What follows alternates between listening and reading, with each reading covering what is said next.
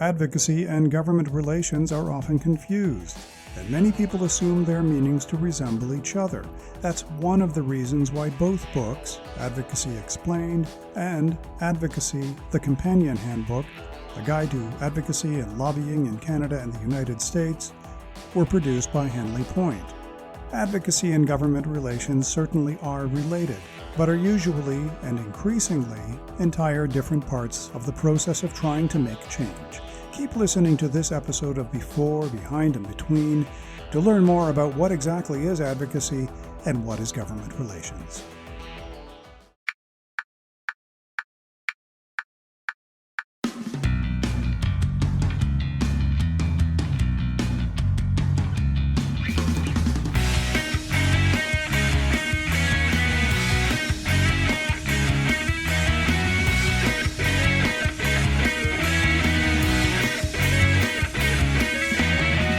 Podcast starts now.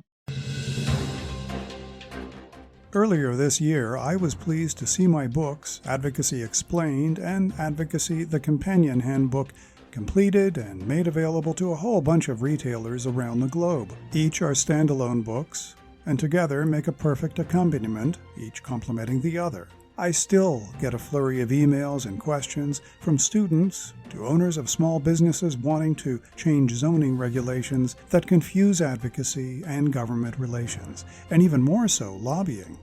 To refresh from an earlier episode, lobbying is a specific type of advocacy. Government relations is that bundle of work that necessarily focuses on lawmakers, elected representatives, and government officials. Advocacy refers to the general process of trying to effect change. Some people want to change the name of a university, and if it's a private university, the advocacy likely won't entail government relations. In fact, this form of advocacy could very well rely on public support, with corporate players possibly being positioned in key positions. One group is larger in mass, while the other is often quite larger in breadth and depth of financial support and investment. This is all advocacy, with little or no government relations, with likely no presence of lobbying involved either. Yet the changes desired could have a profound effect throughout the public. Now, petitions. Here's another one that I get a lot of emails about, and people love them, but few people really understand them. A petition is a tool in advocacy, sometimes in government relations and occasionally in lobbying. Petitions at their core can signify a level of support for an issue or idea, either for or against something. But petitions must be approached with a high level of caution. Legislators in some jurisdictions are tuned to react to lists of names and signatures, while many others dismiss the validity of such so-called evidence. Someone standing on a street corner asking for signatures can't typically be described as a fulsome dialogue and engaging informed and educated citizens. In contrast, a petition in a localized area, a neighborhood for example, showing signatures, names, and addresses of residents who support or oppose some given measure will certainly have more weight on such measures that immediately affect that neighborhood. In contrast to the increasing number of jurisdictions where petitions are being viewed in questionable terms, in other words, the realm of government relations, the usefulness of petitions in advocacy in the non-governmental world is increasing. A list of signatures presented to a company typically today has more effect than that same list given to a legislature.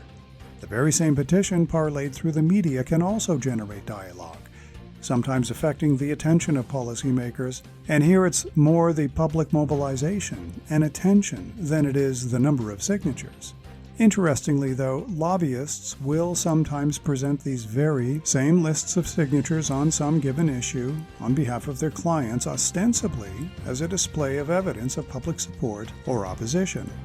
The bottom line is that the petition is a tool, and an increasingly highly nuanced tool that needs to be appreciated in the specific circumstance that one is engaged in when trying to make change.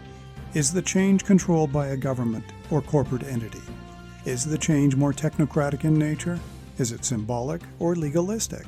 And it's important to distinguish when a demonstration of public support is actually needed and when it's absolutely critical, as well as what actions are immediately hoped for by showing that level of public support or opposition. Read more in the book Advocacy Explained. And if you're someone getting into the nitty-gritty of putting a campaign together, check out Advocacy: The Companion Handbook. Both are available through Amazon, and the Companion Handbook is also available through dozens of online retailers worldwide. You've been listening to Before, Behind, and Between, a podcast of Henley Point Productions. For more information about this podcast, or to listen to archived episodes, visit stephenchristiansen.ca or henleypoint.ca. You can also listen to this program on all major streaming apps and podcast platforms, including Spotify, TuneIn, Apple Podcasts, Amazon Music, and Google Podcasts. I'm Stephen Christiansen. Thanks for listening.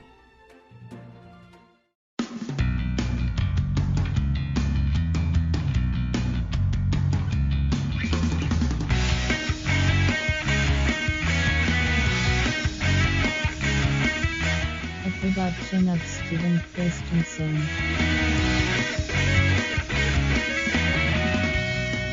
Podcast complete.